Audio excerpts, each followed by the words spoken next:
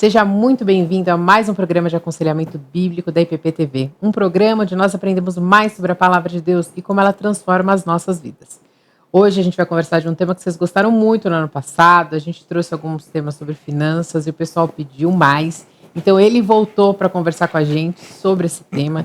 E antes de eu apresentar o nosso convidado, eu quero ler um versículo para permear a nossa mente e ajudar na nossa conversa. Eu queria ler Mateus 6,33, que diz o seguinte: buscai, pois, em primeiro lugar o seu reino e a sua justiça, e todas essas coisas vos serão acrescentadas. Então, que o nosso desejo seja buscar mais ao Senhor, e talvez esse versículo tenha um pouco a ver com o que a gente vai conversar hoje. Então, a gente está aqui com o Rafael. Seja muito bem-vindo, Rafael, mais uma vez aqui com a gente no programa, né? Eu queria que você se apresentasse de novo, para quem não te conhece ainda, saber o que você faz, por que você está aqui para falar de finanças. Legal. Bom, Carol, obrigado. Acho que esse é o terceiro programa, né, que a gente está fazendo junto. Então, sou Rafael Dias, hoje membro da Igreja Presbiteriana de Pinheiros, presbítero em disponibilidade. E minha formação, né, toda a minha formação acadêmica ou mesmo de carreira, relacionada à área de finanças, né? Então, sou economista, contador e trabalhei aí toda a minha carreira na área de finanças corporativas. Então, estamos aqui hoje para falar um pouquinho sobre finanças à luz das Escrituras, né? Que tema? A gente fica brincando nos bastidores aqui, fazendo piada, mas é um tema que é sensível para todo mundo, né? Porque o dinheiro é muito importante. Sem o dinheiro na nossa sociedade, a gente não compra.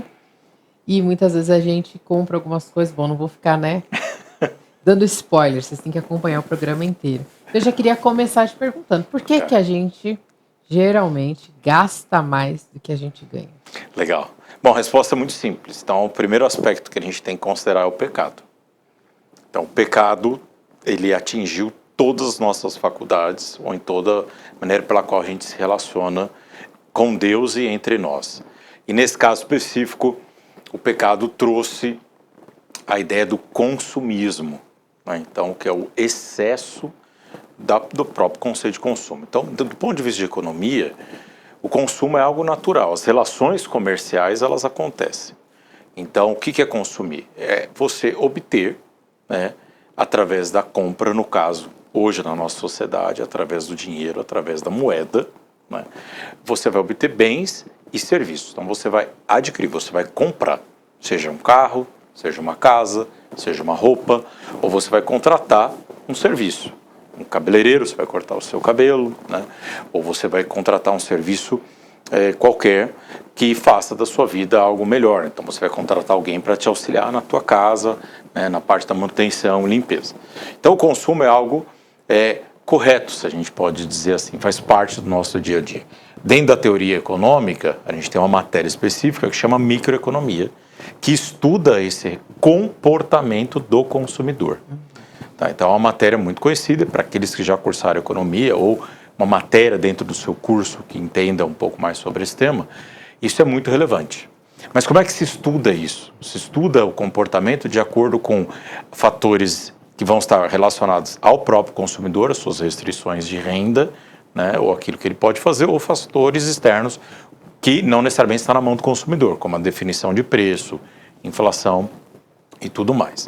E quando a gente aplica isso para a nossa realidade, por que a gente compra mais do que a gente deveria? Então, uma vez que a gente entende o que é consumo e a gente entende que o consumismo é o exagero desse consumo, a gente vai trazer uma outra palavra que é o materialismo. Tá?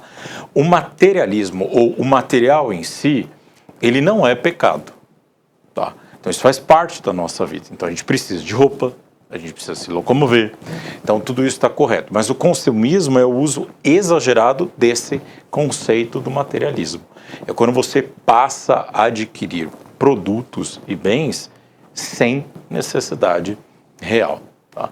Então, dentro desse contexto, é muito importante a gente entender aquilo que Deus nos chama. E eu gostaria de ler algumas coisas, alguns versos, para a gente poder pensar. E por que a gente peca nesse sentido? Eu acho que um dos pontos importantes é que às vezes a gente esquece, às vezes porque eu me incluo nisso, a gente esquece do nosso conceito de que somos peregrinos neste mundo. E a gente veio sem nada e a gente vai voltar ou vai falecer, vai morrer sem nada. A gente vai voltar para a nossa origem. Do pó nós viemos e para o pó nós voltaremos. Em Colossenses 3, 1 e 2, fala algo muito importante para a gente, para aqueles que já acreditaram ou que acreditam em Cristo como seu único e suficiente Salvador, a nossa vida muda de perspectiva. E o que a palavra fala? Com Cristo, buscai as coisas que são de cima, onde Cristo está assentado à destra de Deus. Pensai nas coisas que são de cima e não das que são da terra. O que esse verso quer dizer para a gente? Que nós estamos agora aqui de passagem. Então o acúmulo de riqueza tem que deixar de ser a nossa prioridade. Se a gente volta ainda mais lá no passado, vamos lá para Deuteronômio, a gente vai lembrar da tribo dos levitas. E a herança da tribo dos levitas não foi terra, não foi algo material. Né? O que eles receberam? A herança deles é o próprio Senhor. Então é esse conceito. Uma vez que nós aceitamos a Cristo, o efeito do pecado não deve ser mais igual na nossa vida. Então esse é um aspecto importante. O que acontece? Esse consumismo exacerbado, né? Essa ideia desse materialismo exagerado faz com que nós nos esqueçamos de que a gente está aqui só de passagem. E um outro verso, né, que é interessante a gente trazer para mostrar esse conceito de que o materialismo em si não é pecado, mas como a gente aplica ele se torna pecado, está em Mateus 6, bem pertinho, dentro dessa mesma passagem, né, 19 a 20, dentro desse mesmo contexto, quando Jesus Cristo fala, ele chega até no verso 33 e pede para a gente buscá-lo como, ou seja, primeiro as coisas mais importantes e as demais serão acrescentadas. Mas no verso 19 e 20 fala o seguinte: não acumulem, eu estou lendo na NVI, não acumulem para vocês tesouros na terra, onde a traça e a ferrugem destrói, e os ladrões arrombam e furtam.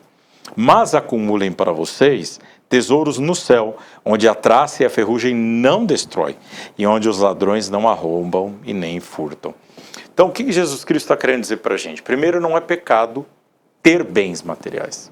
Ser rico não é pecado. O pecado está onde? Onde está o nosso coração, que vai ser a sequência, inclusive, até desse texto. Não é? O amor ao dinheiro é o pecado. Mas ele ainda fala outras coisas. Quando a gente não depende de Deus exclusivamente, e a gente olha esse raciocínio de busca desenfreada por tesouros da terra, a gente não consegue ter um relacionamento perfeito com Deus. E isso é extremamente complicado. Jesus também não está querendo dizer para a gente que a gente não pode ter o privilégio de desfrutar o fruto do nosso trabalho, do salário que a gente recebe. Isso também não é pecado. Mas tudo que você leva para o exagero, aí vai se tornar um pecado. E isso é um tema muito importante para a gente. E para a gente poder fechar, né, nesse contexto, quando a gente fala o que é acumular tesouros no céu, não é que a gente vai abrir aqui uma linha de crédito lá no céu e tudo que eu vou fazendo aqui na terra vai acumulando crédito, ou aquilo que vai estar baseado nas obras que eu faço, como muitas religiões pregam. Aqui a ideia de acumular tesouros no céu é a gente poder literalmente empregar os nossos recursos, essa bênção que eu acabei de falar, que é o fruto do nosso trabalho, naquilo que é relevante, ou seja, na nossa vida, para a nossa família, mas acima de tudo, e também auxiliando missionários, auxiliando o progresso da igreja e também aqueles que são necessitados. Então, acumular tesouros nos céus, o contexto aqui é esse, é a gente literalmente suportar a obra missionária, assim como aqueles que são necessitados. E para a gente poder fechar esse tema, o perigo do materialismo, que vai para esse exagero que se torna consumismo, são 3 aspectos. Depois eu vou sugerir um livro para vocês no final, que é do pastor John Bentham, e ele coloca 3 aspectos que são muito importantes. O primeiro, o aspecto ecológico. Nós não podemos comprar de maneira desenfreada. As coisas não são descartáveis. Então a gente precisa saber comprar e ter o uso consciente do nosso dinheiro para sermos mordomos fiéis, mas ao mesmo tempo também ter o consumo consciente. Os recursos são finitos, então a gente tem que saber cuidar disso. O segundo aspecto é o aspecto da justiça, que eu falei agora há pouco. Então, como que a gente vai diminuir a injustiça social? Esse tema que muitos têm mais e poucos têm menos, né? Então, ou melhor, poucos têm muito e muitos têm menos. Então, como é que a gente vai fazer isso? Então, é nossa responsabilidade como cristão diminuir e trazer essa equidade. E, por fim, o aspecto espiritual, que é super relevante. Então, quando eu foco onde o meu coração está nas riquezas, eu não vou ter um relacionamento intenso com Deus. E é interessante que os homens caídos, a humanidade caída, conseguem entender que o consumismo não é bom. E hoje, quantos canais aí a gente tem de YouTube, quantos influencers falam que o consumismo não é bom. Então, ou seja, até o homem caído consegue entender isso. E nós, às vezes, como cristãos, negligenciamos esse aspecto. Então, E é interessante, né, você falar, trazer isso, porque se os homens que não temem a Deus levam esse tema a sério, a gente deveria pensar a respeito disso. muito, bastante, bastante. E a gente, eu não sei, eu tenho pensado a respeito de alguns temas e que na igreja, não sei se é porque faz parte mais da matéria, né, o dinheiro, da nossa vida aqui, menos da nossa vida espiritual, que muitas vezes a gente não leva essas questões a sério, porque, isso daí é igual cuidar do corpo, da saúde, né? Como tá, é externo, isso não tem nada a ver com a minha vida com Deus, É, isso é um outro aspecto, né, da vida.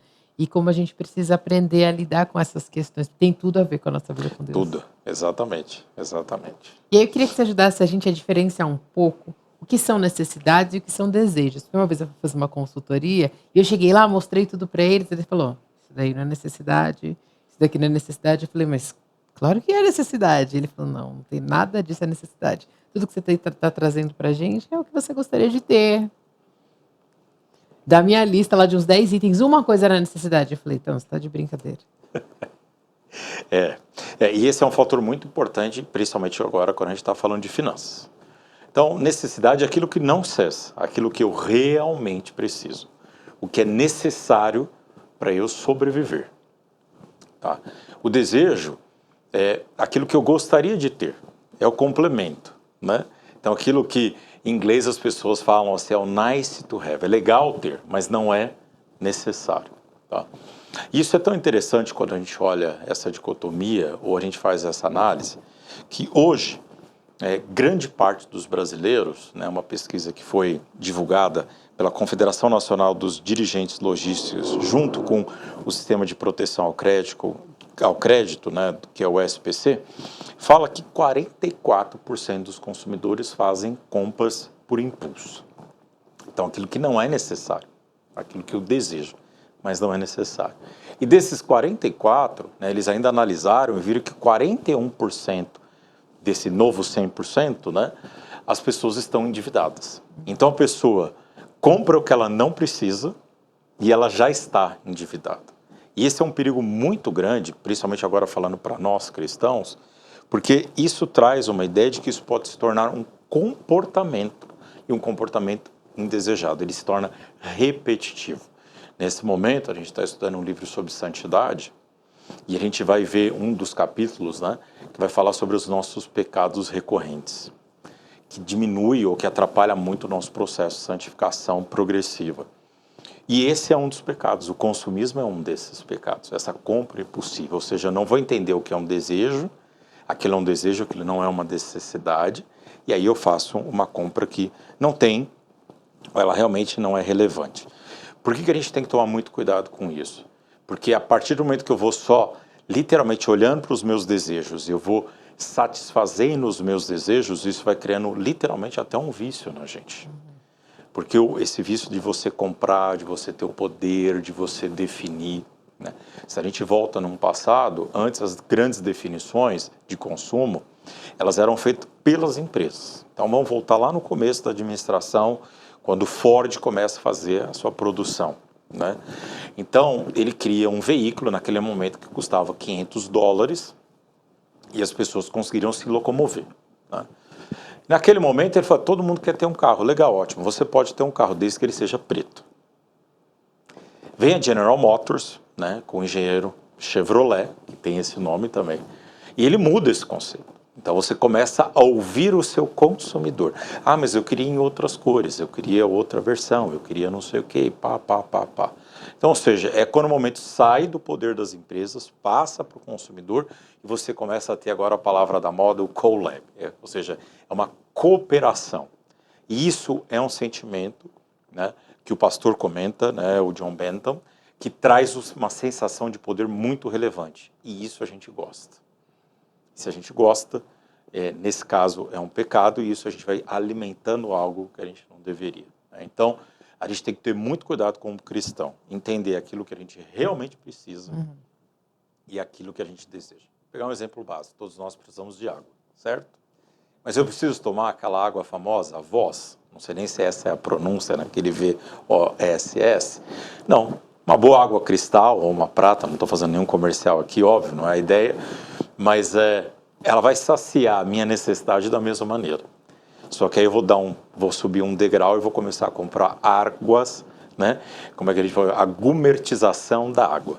Então esse é um exemplo fácil para a gente entender. A minha necessidade é água, mas talvez eu não precise uma água da marca ABC, porque ela é uma marca melhor, ou existe um conceito de que ela aparenta ser mais saudável ou não. Então a gente tomar cuidado e ter essa preocupação entre o que é necessidade e o que é desejo. Mas é uma linha muito tênue, né? Muito tênue. Porque depende de com quem a gente trabalha, com quem a gente convive, os nossos desejos acabam na nossa mente virando, é necessário, imagina. Eu vou tomar um outro tipo de água, uma outra marca? Não, eu tenho que tomar essa daqui, porque senão nem é água, né? É qualquer outra coisa. Então são reflexões importantes que a gente precisa fazer mesmo. Isso e aí eu quero fazer a pergunta assim, central da nossa conversa. Quando o dinheiro acaba, quando a gente chega no final do mês, não tem mais dinheiro, a gente está buscando dizer para Deus que a provisão dele não é suficiente, por isso que a gente começa as dívidas, acabou o dinheiro, se eu ganhasse mais, se eu tivesse um outro emprego, e aí vai. Tá. Bom, a gente até comentou isso em alguns outros programas que eu estive aqui, né? Então, a definição da divisão da renda efetiva, ela não é algo que pertence a gente, não é a gente que definiu quem vai ser pobre, quem vai ser rico, dentro desse conceito econômico que a gente conhece. E para isso eu gostaria de ler 2 textos. Tá?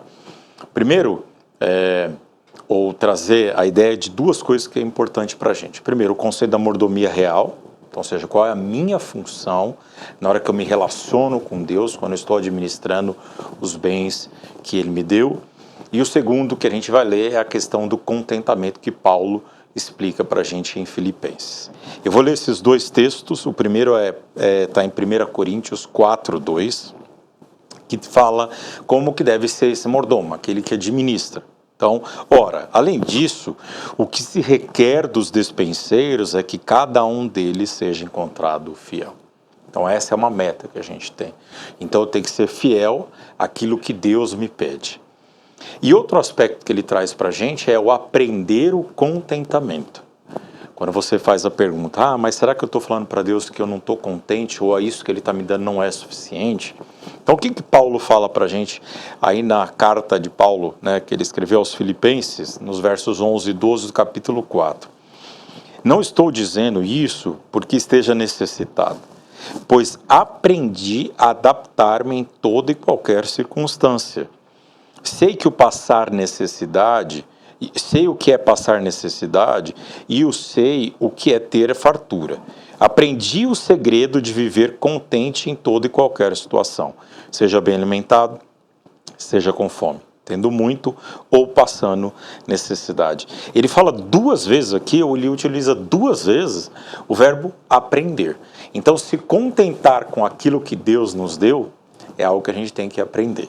Porque pela nossa natureza pecaminosa, vamos voltar lá na primeira pergunta que eu já respondi prontamente, é o pecado que faz isso conosco, nós não seremos ou nós não somos contentes de maneira natural com aquilo que Deus nos dá, porque a gente sempre quer mais. Né? E aí a gente volta também no texto clássico, que eu já usei algumas vezes, que é a parábola dos talentos, Mateus 25, quando é apresentado para nós 3 servos, um recebe 5, um recebe 2 e outro recebe 1. Por que Deus fez essa divisão? Por que um recebeu 5, outro recebeu 2 ou um recebeu 1? Eu não sei. Eu não sei por que alguns hoje aqui no presente têm salários, alguns recebem um salário mínimo, algumas pessoas recebem 10 salários mínimos e outras recebem 100 salários mínimos. Eu não sei qual que é essa relação. Por que Deus escolheu para eu estar na classe A, na classe B, na classe C ou na classe D? Isso é uma demanda que Deus nos dá ou que Ele traz para a gente. Mas, sem dúvida nenhuma, quando eu não administro corretamente aquilo que Deus me deu, e eu não estou entendendo o chamado que Ele me deu nesse sentido, eu estou pecando. E eu estou querendo dizer para Ele, não é o suficiente. Eu preciso de mais, eu preciso de mais. E não necessariamente Ele vai fazer isso por mim ou para mim de acordo com os planos que Ele tem. Então é algo que a gente tem que pensar e tomar muito cuidado. Então seja um mordomo fiel e seja feliz e contente com aquilo que Deus te deu e administre isso de uma maneira correta e com alto nível de fidelidade, que é isso que ele demanda para a gente. Não é fácil isso, né? Não. Porque o conceito de soberania, ele aparece assim, de uma maneira bem forte. Quando você vai trazendo, você foi falando, eu fui pensando nisso.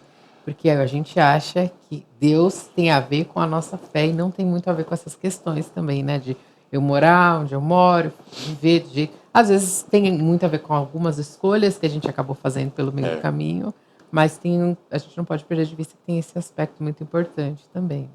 Não, e por isso que eu acho que o apóstolo Paulo é perfeito, porque ele fala que a gente precisa aprender. Então eu não nasci assim. Então a minha natureza pecaminosa, a minha natureza adâmica vai fazer com que eu não aceite aquilo que Deus me dá. E muitas pessoas no aspecto financeiro têm um relacionamento muito complexo com Deus porque eles não querem aprender. E aí traz toda essa ideia, esse descontentamento, por que eu sou assim, por que eu recebi menos, por que eu tenho que trabalhar tanto.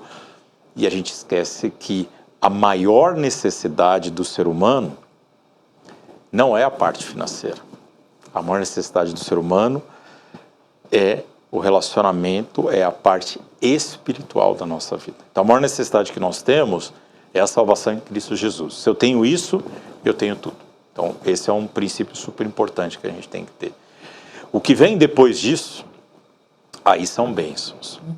Mesmo que, em um primeiro momento, a gente olhe, analise e fale, eu não me sinto tão abençoado assim na parte financeira, mas Deus está cuidando da gente. E Ele sempre vai cuidar. Esse é o conceito que a gente tem que ter como cristão. Por isso que a nossa vida financeira tem que refletir essa alegria e esse contentamento. Hoje eu estou com um pouco mais de 40 anos e eu ainda estou aprendendo até hoje.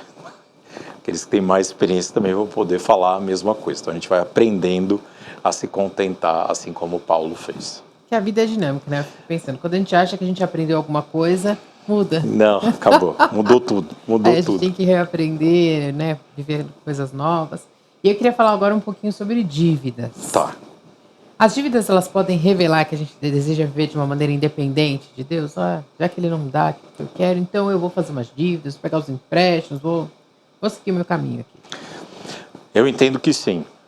Como a gente tem falado do contentamento. Então, a pergunta anterior dá luz à resposta dessa pergunta. Então, se eu entendi que a distribuição de renda é feita de uma maneira pela qual Deus definiu, e eu tenho que, através disso, entender e ser contente, administrar de maneira fiel aquilo que Ele me deu, quando eu parto para o meu endividamento, e a gente vai falar um pouquinho, vou trazer alguns versos aqui, a gente precisa realmente, em primeiro lugar, examinar o nosso coração referente a esse tema. O salmista fala no Salmo 119, 59, que ele refletiu sobre isso. E ele fala, refleti em meus caminhos e voltei os meus passos para os teus testemunhos. Às vezes a gente, na nossa infidelidade, no nosso relacionamento com Deus, a gente não faz um exame do nosso coração. E aqui o coração, conceito judeu, né?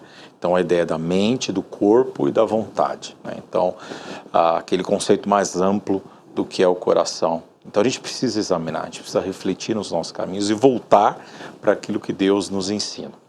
Então quando eu adquiro um empréstimo, eu contrato, faço a contratação de um empréstimo, o que eu estou fazendo? Eu estou trazendo uma antecipação de consumo. Então, eu vou pegar um dinheiro para comprar um bem, ou às vezes adquirir um serviço, com dinheiro que pertence a outra pessoa. E aqui eu quero fazer a ideia do conceito do empréstimo de uma maneira mais ampla, acho que foi uma das discussões que a gente já teve aqui. Quando eu pego o meu cartão de crédito e eu faço um parcelamento no meu cartão de crédito, isto é um empréstimo. Quando eu faço crédito à vista, né, teoricamente, e eu tenho já esse dinheiro em banco, eu já tenho esse dinheiro guardado, qual que é o conceito? Eu peguei um dinheiro agora que eu vou pagar no mês que vem. Também é um tipo de empréstimo, só que a gente vai entender vários tipos de prazo. Então não é só lá no banco e entrar na aba de crédito pessoal, contratar um empréstimo consignado ou qualquer outra modalidade. O cartão de crédito também é uma ferramenta de empréstimo, então a gente tem que tomar cuidado com isso.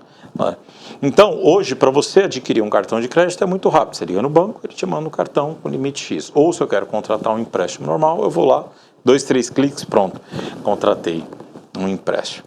Mas o que a Bíblia nos diz sobre isso? Eu vou começar de uma maneira bem branda. O endividamento é, no mínimo, algo imprudente. Mas, na maioria das vezes, é pecado. E eu vou tentar explicar um pouquinho dessa diferença. Vamos entender Provérbios 22:7. O que ele fala sobre o empréstimo, a nossa posição a partir do momento que eu tomo um empréstimo? O rico domina sobre o pobre. Quem toma emprestado é escravo de quem empresta. Não é? Podemos nós servir a dois senhores? Eu posso estar... e vamos lembrar, quando Jesus Cristo fala, inclusive até nessa mesma passagem temática que você começou, que a gente não pode ter dois senhores. E a única entidade, a única pessoa, né, que Jesus Cristo personifica é o dinheiro. Ele não fala isso sobre o diabo, mas ele fala isso sobre o dinheiro. Então nós não podemos servir a dois senhores. Por quê? Porque o dinheiro, ele vai exigir da gente todo o nosso tempo. Assim como Deus também quer tudo que a gente tem, o que a gente tem de melhor. E dentro desse contexto, ou eu vou servir a Deus de uma maneira cristã, como mordomo fiel, ou eu vou servir ao dinheiro. A busca de bens materiais. O materialismo exagerado, que a gente aprendeu hoje, que é o consumismo. Então, quando eu tomo emprestado, eu passo a ser escravo de quem me empresta. E não deixo, ou não passo a ser apenas escravo do nosso Senhor Jesus Cristo, como Paulo se intitula às vezes, né? Mas óbvio, quando Paulo fala isso é num sentido muito positivo. E olha que interessante, ainda no Velho Testamento, né, no Antigo Testamento, eles lhes emprestarão dinheiro, isso é Deus falando para o povo de Israel, mas vocês não emprestarão a eles, quando Israel é desobediente, né, nesse contexto de Deuteronômio 21. Eles serão a cabeça e vocês serão por cauda. Todas essas maldições cairão sobre vocês. Elas os perseguirão e os alcançarão até que sejam destruídos, porque não obedeceram ao Senhor, ao seu Deus, nem guardaram os mandamentos e decretos que ele lhes deu. Então, ou seja, o que esse texto quer dizer? Que quando a gente toma emprestado, nós não temos mais a liderança. Nós somos a cauda. Então, a cabeça é daquele que nos emprestou. Então, a gente vive uma dependência muito grande. E isso é fruto da desobediência. Existem empréstimos, quando a gente vai à luz da Bíblia, até mesmo Calvino, quando faz uma interpretação sobre esse tema, que a gente pode tomar, né, dentro do contexto reformado, dentro do contexto bíblico. Então, para aquisição de uma casa, por exemplo, porque essa casa tende a ter uma valorização com o tempo, né? Agora, quando a gente já pega um empréstimo para um bem durável, de alto valor, como por exemplo um automóvel, já é mais complexo, porque o automóvel ele tende a perder valor no tempo. Então, se endividar é literalmente, às vezes, um ato de desobediência e a gente deixa de entender que nós não somos independentes. Nós somos dependentes do nosso Senhor. A resposta foi um pouco longa, mas espero que tenha sido fácil aí de entender. Mas ela é extremamente importante, né? Porque eu fico vendo, hoje em dia, quando a gente vê o dinheiro, quando a gente tem esse poder, a gente não pensa que eu preciso de alguém maior, melhor. Eu estava até conversando com uma menina esses dias, ela falou, olha, eu estava voltando da Europa, eu ganhei uma viagem, eu estava voltando, e ela falou, eu entendi por que os europeus não precisam de Deus. Tudo que eles querem, eles têm. Acesso muito fácil. Então, eu estou triste, eu vou comer um chocolatinho. Qual? Eu posso ter o melhor chocolate que eu quiser, por um preço acessível. Então ela falou, por que eu vou ter necessidade de um Deus se eu supro as minhas, na nossa cabeça, né? Se eu supro as minhas necessidades. E quando eu fiquei pensando nesse tema, eu fiquei pensando a respeito disso, né? Porque é tudo isso que você está trazendo. Quando eu estou pagando, eu tenho essa ilusão de que eu estou no comando, mas é completamente o contrário, né? Quando eu estou com dívidas, eu não estou no comando de nada. Nunca estou no comando da minha vida, mas... Exatamente. Então eu achei... E aí eu queria perguntar mais uma coisa sobre as dívidas. Claro. Elas podem ser um atalho que nos ajudem a evitar meios criados por Deus para a gente adquirir alguma coisa, incluindo trabalho, as economias, planejamento, autodisciplina, paciência e a espera pela provisão de Deus? Muito bem, essa pergunta é bem interessante. E a resposta é com certeza, né? Então a busca de um empréstimo literalmente é um atalho que você toma, tá? Porque vamos lá, se a gente pegar alguns pilares, não são todos, da onde a gente traz a nossa renda?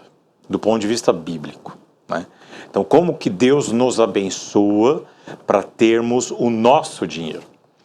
E isso é claro, é através do nosso trabalho. rapidamente um parêntese. Porque nós cristãos, e acho que eu já até comentei isso, nós não fazemos ou não participamos de jogos de azar, como jogar na loteria, por exemplo. Porque a gente entende que todas as bênçãos que chegam de maneira material e financeira, elas devem vir através do suor do nosso trabalho. E vamos lembrar, rapidamente, que o trabalho ele foi criado antes da queda. Então Adão começa a trabalhar antes da queda, que é relatado no capítulo 3 de Gênesis. Tá? Então o trabalho foi criado por Deus num ambiente perfeito. Óbvio que depois da queda ele também vira para Adão e fala: do suor do seu trabalho você vai ganhar o seu pão. Tá? Então óbvio, o trabalho passa a ser um pouco mais sofrido, para não falar completamente, do que ele era antes da queda. E é interessante isso, porque esse tem que ser o nosso primeiro alicerce.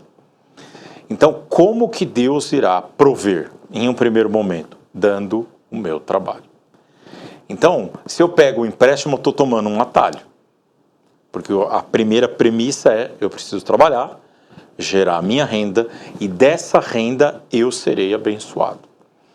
Segundo pilar que a gente pode colocar é a questão que é super relevante para a gente, que é a gente poupar / investir. Então, isso é prudente, isso é bíblico, né? Como é que Deus provê? Através da maneira ordinária e através da maneira extraordinária. A gente vai mais para frente, eu posso até dar alguns exemplos de como Deus provê de maneira extraordinária, mas vamos trabalhar aqui no ordinário ainda primeiro.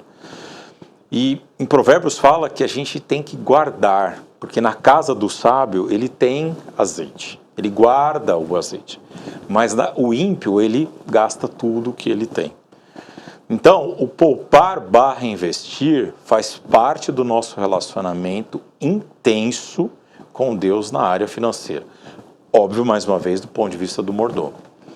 Tá bom, então eu entendi esse segundo pilar. Eu tenho que guardar, eu tenho que investir, né? E aí, como que a gente vai guardar, como que a gente vai investir? Aí vão ser outros princípios, né? Então, não colocar, né, ou ter uma diversificação na nossa carteira de investimento.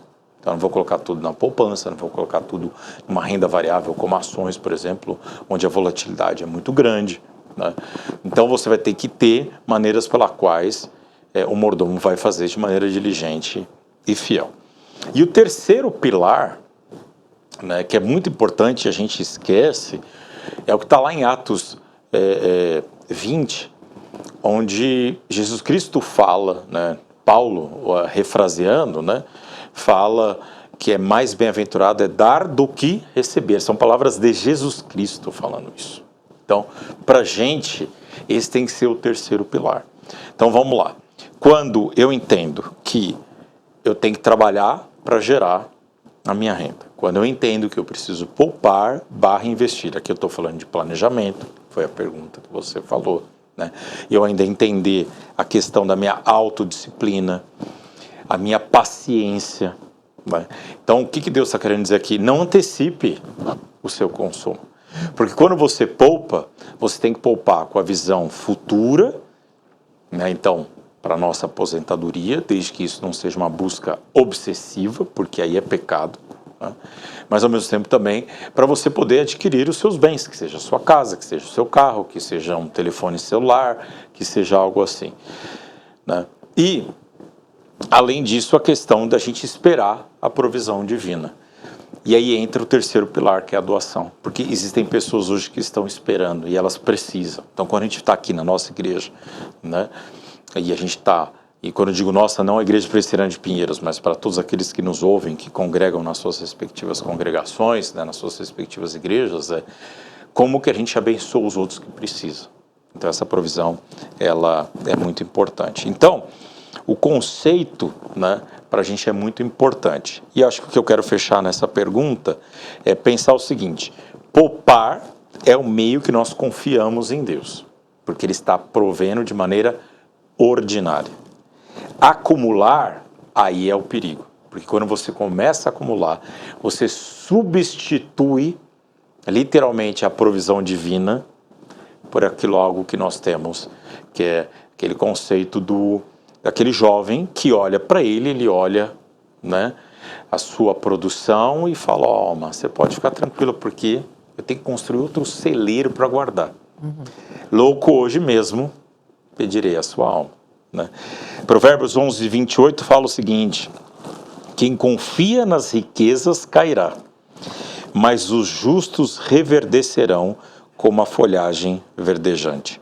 Então, o que a gente tem que entender? Não é só a quantidade do que se guarda, mas é como se guarda, qual é a sua atitude, né?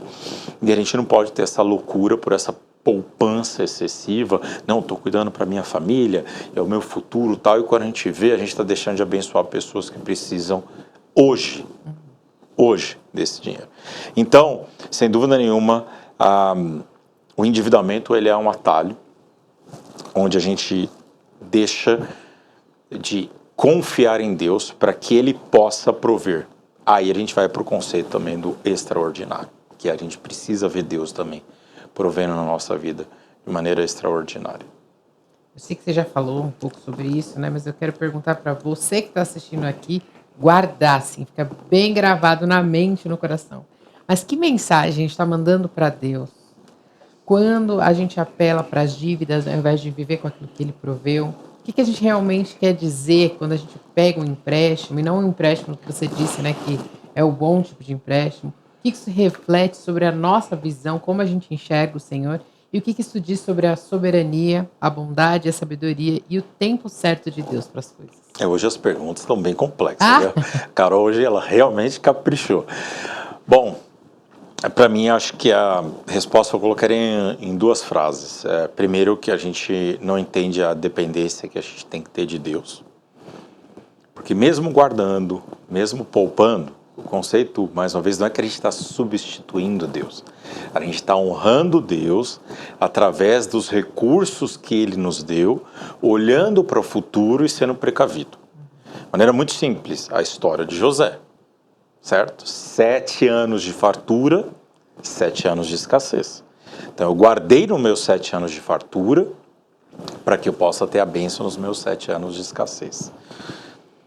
Quando a gente passa, né, a ter um endividamento muito grande e a gente começa a trabalhar o nosso relacionamento com Deus, ele fica muito complexo, se quebra, né? Porque aí, vamos lá, respondendo aquilo que você colocou agora, né? E aí vem a segunda parte da resposta, que é para mim, a gente está desobedecendo a Deus, a gente não está cumprindo aquilo que Ele pediu para a gente. Sempre quando a gente fala de finanças, 1 Coríntios 4:2, eu tenho que ser um dispenseiro, eu tenho que ser um mordomo, e eu tenho que ser um mordomo fiel. Então eu não posso fazer essa quebra, porque a partir do momento onde eu começo a apelar para as dívidas, eu estou literalmente me afastando de Deus. Porque eu estou colocando quem agora no lugar de Deus? O dinheiro, a minha paixão, né? E eu coloquei alguns princípios aqui para a gente pensar. Nosso primeiro credor, né, a primeira pessoa, se a gente pode dizer assim, que a gente precisa devolver aquilo que nos é dado, é o próprio Senhor, é o nosso Deus, né? Então, a primeira coisa que eu tenho que fazer das primícias da minha renda, eu preciso devolver no mínimo, né, no mínimo 10% daquilo que eu recebi. E o verbo é devolver, eu não dou o meu dízimo, eu devolvo o meu dízimo, porque Salmo 24:1 fala que tudo pertence a Deus. Então aquilo que eu recebo como bênção dele, usando mais uma vez a analogia, a parábola dos talentos, eu tenho que devolver 10% para ele. Se eu estou nessa roda, né, de endividamento, nós somos tentados, isso eu posso falar por mim, porque eu já cometi esse pecado, tá? Eu começo a pagar os meus secundários, os meus credores secundários, que vão ser as pessoas. E isso pode ser na personificação de um banco, né, porque eu tenho endividamento, ou infelizmente até na personificação de uma agiota, por exemplo, tá? Então esse é um aspecto importante. Quando eu estou me relacionando com as dívidas de uma maneira muito intensa, eu não estou me relacionando com Deus da maneira que eu deveria. E esse é um perigo que pode acontecer. Mas tem um segundo perigo que eu também trouxe aqui, porque a gente começa a literalmente violar as nossas convicções. Na última vez que eu estive aqui, a gente falou muito sobre o estilo de vida, né? Qual que é o estilo de vida que um cristão tem que ter, e eu trouxe aquela ideia que João Calvino fala sobre a frugalidade, ou seja, uma vida mais simples. Quando eu começo a me endividar, muitas vezes eu começo a me endividar porque eu quero subir o meu patamar de vida e eu não tenho condições com aquilo que Deus já me deu. Então aí começa a ter um problema. Então eu não consigo, eu fico amarrado nisso e passo a servir um segundo Senhor e não necessariamente a nosso Senhor Jesus Cristo. E o terceiro aspecto que eu coloco aqui,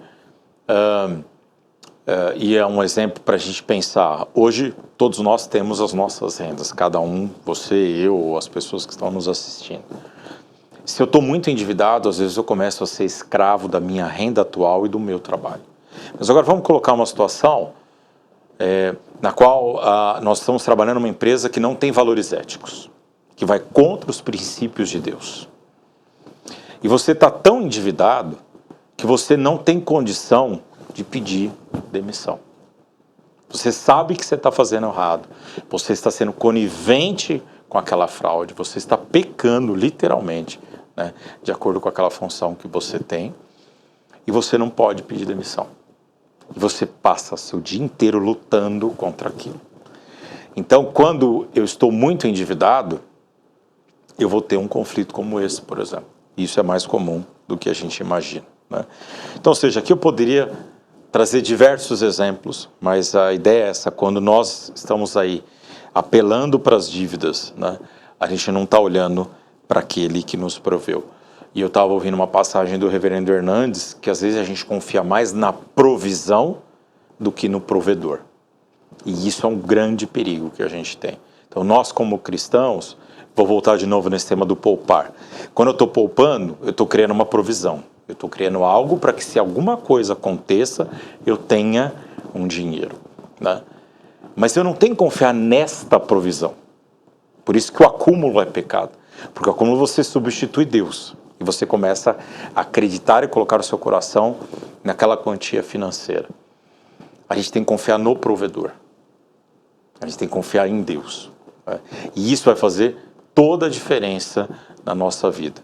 Então foi uma resposta um pouco longa também, mas hoje as perguntas estão mais difíceis, então está demorando mais tempo para a gente responder também. Mas eu acho que está sendo muito bom, porque está sendo para a gente refletir em muita coisa, né? Você falou um pouco dessa questão da provisão e do provedor, e eu fico vendo como a gente está atrás de palavras vazias mesmo. Hoje em dia a gente quer essas frases de efeito, a gente quer essas coisas gostosinhas. Que acalenta, né? E resolver o problema agora, nesse momento. A gente não quer pagar o preço de ajoelhar, de orar, de planejar, de buscar ajuda. A gente só quer os atalhos mais fáceis. Gostei dessa frase. Anotou? Não anotou? Anote, que eu já anotei aqui para não esquecer. Porque a gente precisa realmente estar sempre buscando o Senhor e aquilo que o Senhor tem para nós, né? E aí você tocou num ponto importante, assim, eu estou numa situação que eu não posso sair. Quando a gente está endividado, isso atrapalha também a gente, né? De dar dízimos, ofertas. E como que a gente pode ir lidando e consertando nessas questões para a gente poder sermos bons doadores? Bom, isso é óbvio, né? Essa pergunta, a resposta é bem simples também, né? Todas as perguntas, na verdade, que você fez, elas são simples. Mas para a gente poder conseguir... A pergunta é complexa, a resposta é simples, mas a gente vai colocando alguns outros aspectos para ajudar no entendimento. Mas é claro, né? Se eu estou endividado, eu como um mordomo, eu não vou conseguir exercer as funções que eu deveria, tá? Então vamos lembrar esse chamado, gente. Então o que o mordomo tem? Nada. Ele administra algo que pertence ao seu senhor. E ele tem que fazer isso com muita sabedoria. Então, como eu comentei na pergunta anterior, se eu estou passando por um momento de endividamento muito alto, talvez eu não consiga cumprir com a minha responsabilidade primária, que é dízimo. Malaquias 3:10 é claro sobre esse tema, né? Então eu tenho que devolver, trazer à casa do tesouro, né? Devolver para Deus aquilo que Ele me deu, no mínimo. E ele fala, né, ainda dentro desse mesmo texto, porque o povo perguntava, em que te roubamos? E ele fala, nos dízimos e nas ofertas.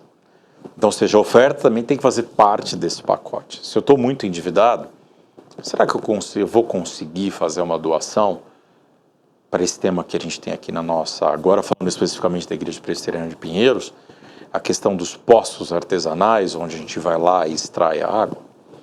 será que eu vou conseguir ajudar, né, no projeto das cestas básicas pessoas que hoje passam uma necessidade fisiológica básica, que é o alimento? Quando eu olho isso, se a gente está muito endividado, a gente começa a perder isso daqui. E como eu comentei, a gente começa a ter conflitos, né, com aquilo que a gente acredita. E aí você começa a ter problemas. E aí vem temas de saúde emocional. Então, finanças toca muito na saúde emocional e também até na própria saúde física, né? Então, é algo que a gente tem que tomar muito cuidado. Assim, ter bastante diligência. E eu vou ler aqui um pedacinho de um dos livros que a gente já recomendou e que eu vou recomendar hoje de novo, né? Que é este livro aqui, depois a gente vai entrar em detalhes. E olha que interessante que o Randy Alcorn, ele fala aqui no livro, né?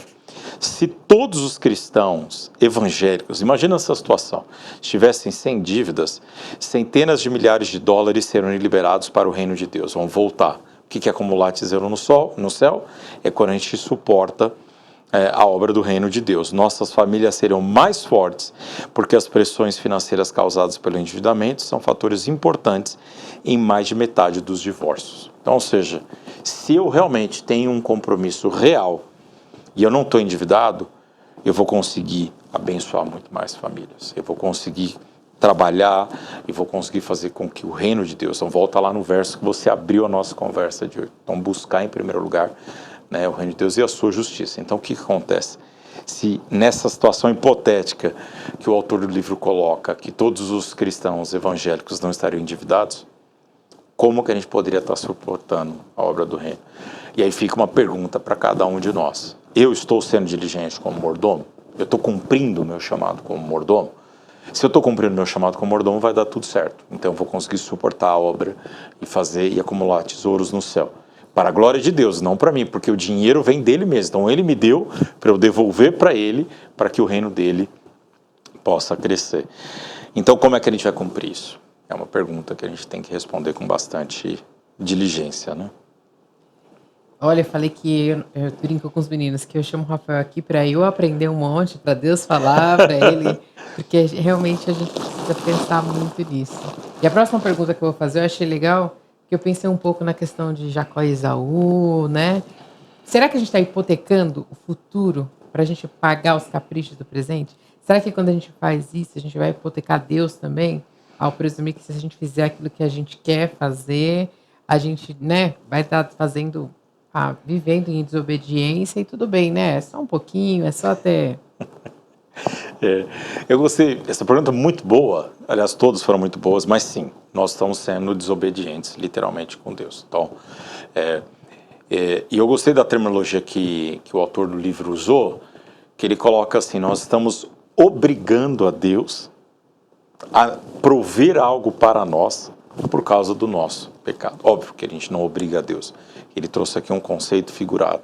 Mas quando eu sou irresponsável com a administração dos bens que Deus me deu, é como se eu estivesse colocando, né, Deus na berlinda, se a gente pode dizer assim, né? De maneira óbvia, não me entendam mal o contexto que eu estou querendo trazer aqui. E isso é um pecado. Isso é um erro muito grande. E eu quero ler um texto que está em Lucas, capítulo 14, versos de 28 a 30. E é interessante esse texto porque Jesus Cristo falando, né, sobre as necessidades ou aquilo que a gente deveria considerar para ser um discípulo dele. E ele faz a seguinte pergunta, né? Qual de vocês, se quiser construir uma torre, primeiro não se assenta e calcula o preço, para ver se tem dinheiro suficiente para completá-la? Pois, se lançar o alicerce e não for capaz de terminá-la, todos os que a virem rirão dele, dizendo, este homem começou a construir e não foi capaz de terminar. Eu achei interessante esse texto, porque é um pouco do que você está falando. Eu quero construir uma torre, no exemplo aqui, eu quero construir minha casa, eu quero comprar algum bem. Olha que interessante que Jesus Cristo fala, primeiro você tem que se assentar e calcular o preço, para saber se você tem dinheiro suficiente para construir, para comprar, né, para completar aquela sua obra. E o que acontece quando a gente está aí se endividando, e eu gostei da palavra capricho, Porque às vezes a gente está fazendo isso, a gente está querendo satisfazer os nossos desejos, os nossos caprichos, mas a gente não está olhando aquilo para que Deus nos chamou para fazer. Eu não estou falando que é errado construir uma casa, não estou falando que é errado comprar um carro, não é isso que eu estou querendo dizer. Agora a pergunta é, tem dinheiro suficiente? Então eu vou comprar uma casa.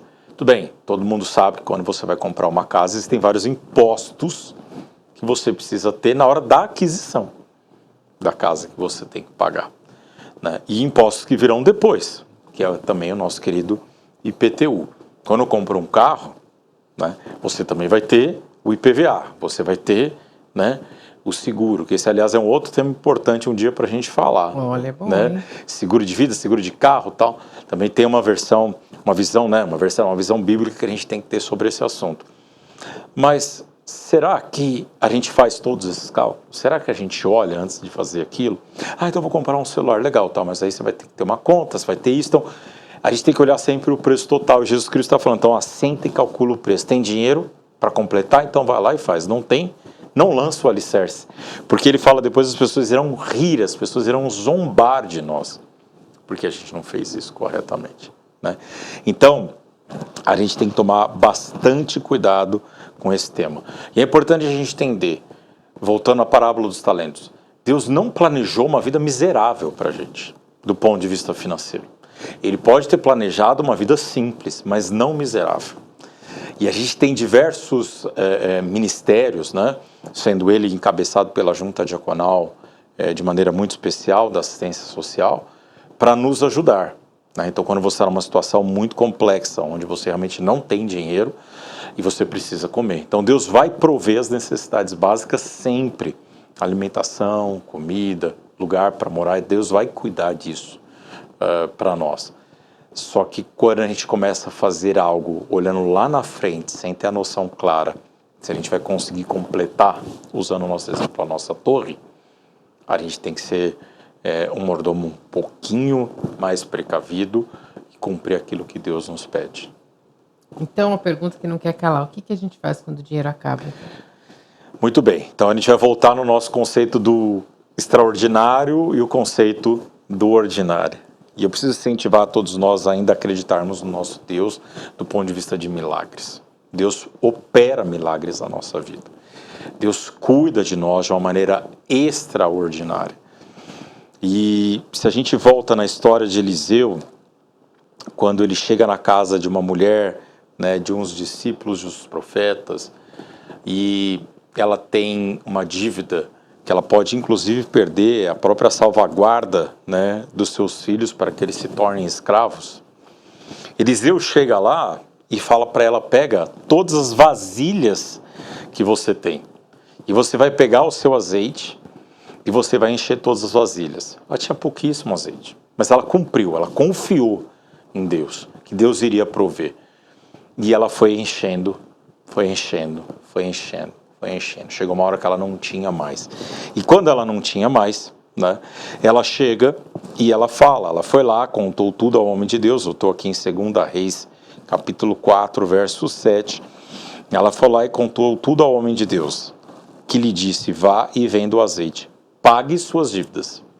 Olha que interessante, então você vai pegar o azeite, você vai vender o azeite e você vai pagar suas dívidas, porque isso é uma obrigação que nós temos diante de Deus, de pagar aquilo que nós devemos. E você e os seus filhos ainda poderão viver do que sobrar, né? Então a gente precisa acreditar que o nosso Deus ainda é um Deus de milagres, que Ele é um Deus que pode mudar a nossa situação, mesmo quando tudo aparenta que não vai dar certo. Essa mulher já estava desesperada, né? E ela vai e conversa com ele. E ele pergunta, como eu posso te ajudar? Né? O profeta Eliseu. Então, o dinheiro acabou, acredite no Deus do milagre. Deus proverá de maneira extraordinária. E mais uma vez volto à assistência social, à igreja, que pode dar esse apoio para a gente. Mas eu quero voltar ao tema também do ordinário, né? Então, o dinheiro acabou, a gente tem que fazer a nossa parte, né? Então, e aí a gente tem que fazer algumas perguntas para nós. Por que o dinheiro acabou?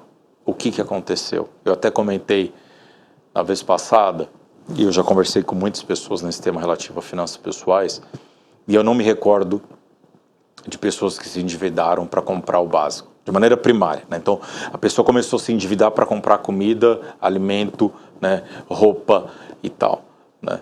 Isso depois pode se tornar recorrente, porque você está tão endividado que você vai ter que ter dívida até para fazer isso. Mas eu sei que isso acontece, mas não é o comum. Geralmente nos endividamos, volta no momento anterior por causa dos nossos caprichos, né? Então, acho que a gente tem que se perguntar por que a gente chegou nesse momento onde o dinheiro acabou. Entender por que a gente não cumpriu os passos ordinários que Deus mandou, né? Deus tirou o trabalho, por que Ele tirou o trabalho? E vamos lembrar, na agenda de Deus existe o sofrimento. Então, se você está numa igreja que vai prometer que vai dar tudo certo na sua vida, desde que você acredite em Deus e sua vida vai brilhar a partir dali, esse não é o lugar onde você tem que estar. Tá? Então, o sofrimento faz parte da nossa vida, para o nosso amadurecimento, para o nosso crescimento. E eu vou deixar aqui algumas dicas desse livro, né, Dinheiro, Bens e Eternidade, onde ele fala um pouquinho como é que a gente pode sair dessa situação caótica. A primeira é o arrependimento. Então a gente tem que se arrepender, literalmente. Se eu quero sair dessa situação de endividamento, onde o dinheiro acabou e eu não consigo mover, você tem que se arrepender. Você tem que pedir perdão a Deus por isso. Segunda coisa que a gente precisa fazer é voltar a considerar Deus como nosso maior credor, né? Então voltar e literalmente entregar, né, para Deus as premissas que Ele tem.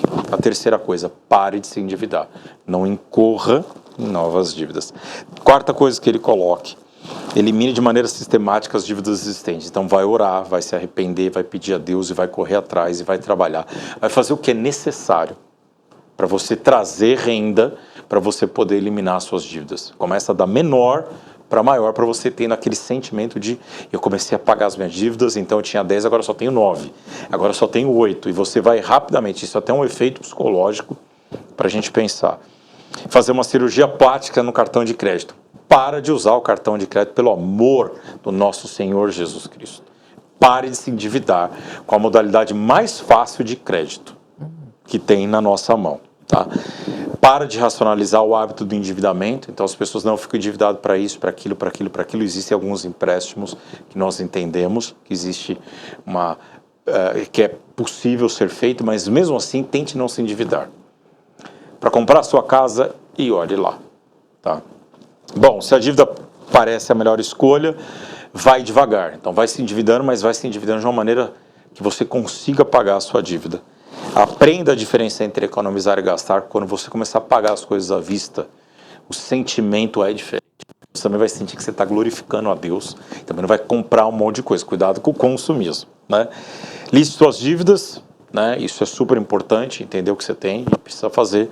E por fim, se você já fez tudo isso e não deu certo, vá procurar uma nova fonte de renda. Vá trabalhar um pouco mais, mas não se esqueça de guardar o domingo ou um dia para o Senhor e devolver aquilo que Ele pede. Então, o dinheiro acaba, então de maneira extraordinária, de maneira ordinária, Deus estará ao nosso lado. Muito bom esse papo, muito bom como a gente está terminando também, né? Boa, o tempo passa tão rápido. E eu só queria mostrar os Pode ficar à livros vontade que aí. o Rafael trouxe pra gente aqui. Então, esse aqui é da Ezion. Esse aqui é da Ezion. Então, vocês podem entrar aqui no site da igreja, adquirir. O Rafael sempre fala muito desse livro, muito bom. Eu comprei só depois que ele falou, e realmente estou lendo, mas eu leio devagar, porque eu falei assim, tem muita coisa para aprender aqui. Tem, até ele também não é tão fino, né? Mas é um baita livro. E esse outro aqui que ele trouxe para a gente também, Cristãos em uma Sociedade de Consumo. Você quer falar um pouquinho mais desse aqui? Posso. Esse livro é muito legal. É um livro que vai falar um pouquinho sobre esse conceito da escolha, sobre o consumo. Parte do que eu falei no começo da questão do consumismo, da visão, vem deste livro. Um livro, eu não vou falar que ele é muito simples de ler, mas ele é uma leitura muito importante e extremamente prazerosa. Ele vai falar até, por exemplo, como é que começou as mídias, a televisão, como é que isso impacta na gente, nas nossas decisões, na escolha, e como a gente se afasta de Deus quando o consumismo passa a fazer parte da nossa vida. Então, é um livro muito agradável e eu considero ele um dos mais importantes para a gente se afastar desse pecado do consumismo. Então eu quero agradecer mais uma vez por você estar aqui com a gente. Espero que você volte para a gente falar sobre outros temas. Vamos voltar, se Deus E que Deus quiser. abençoe você, sua família, o seu ministério e que você continue abençoando muitas vidas. Amém, amém. E obrigado mais uma vez pelo convite e conte comigo, estamos aí. E agora eu quero falar com você que assiste a gente todas as semanas. Eu não quero que você esqueça que a palavra de Deus ela é viva, ela é eficaz, ela transforma as nossas vidas. Eu e você temos um compromisso todas as semanas, então eu espero você aqui na semana que vem. Um beijo e até lá!